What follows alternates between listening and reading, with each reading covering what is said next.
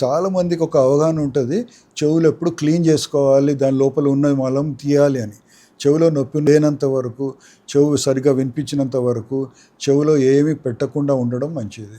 ఊరికేనే ఈ దూది పుల్లల్లాగా cotton buds ఉంటాయి, అవి పెట్టి శుభ్రం చేస్తాం అనుకుంటారు. కానీ వాటి వలన వచ్చే ప్రమాదం ఏమిటంటే బయటికి గూబిలి రాలిపోయేదాన్ని మీరు ఇంకా లోపల తోసేయడం జరుగుతుంది. దాంతో ఆ గూబిలి పేర్చుకోపోతే వినరాకపోవడం ఏర్పడుతుంది. తర్వాత ఆ ప్లాస్టిక్ అంచు గీసుకోపోతే అనవసరంగా రక్తం రావడం కూడా ఉంటుంది.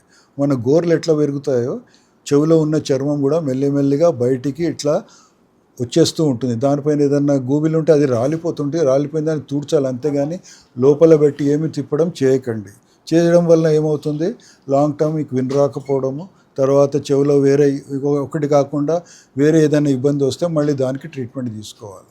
స్నానం చేస్తున్నప్పుడు చెవిలో నీళ్లు పోయినాయని తరచుగా అందరూ చేస్తూ ఉంటారు. నీళ్లు ఉన్నా కానీ తర్వాత మీకు ఏదైనా నొప్పి ఉంటే వెంటనే చూయించుకోవడం మంచిది. కానీ స్వయంగా ఏదైనా చేయడము, నూనె పోయడము, లేకపోతే షాప్లో ఏదైనా పోయి డ్రాప్స్ వేసుకోవడం కూడా మంచిది కాదు. తర్వాత ఒక్కసారి జలుబు వచ్చినప్పుడు ఒకవేళ టైంకి ట్రీట్మెంట్ తీసుకోకపోయి ఉంటే ఒక స్టేజ్ ఎట్లా వస్తుందంటే చెవిలో చీము గారడం మొదలవుతుంది.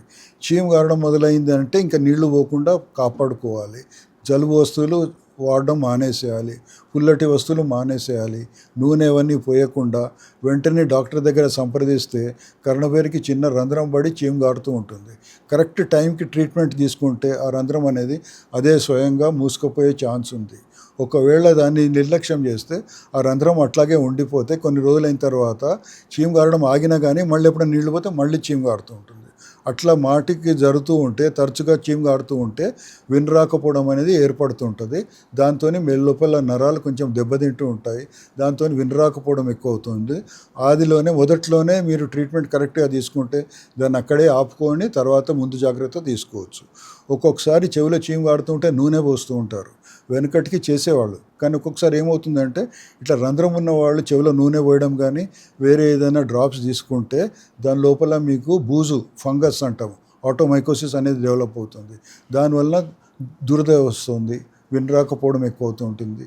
ఇది కూడా నీళ్లు పడకుండా కాపాడుకోవాలి. స్నానం చేస్తున్నప్పుడు దూది పెట్టి స్నానం చేయడం చాలా మంచి పని.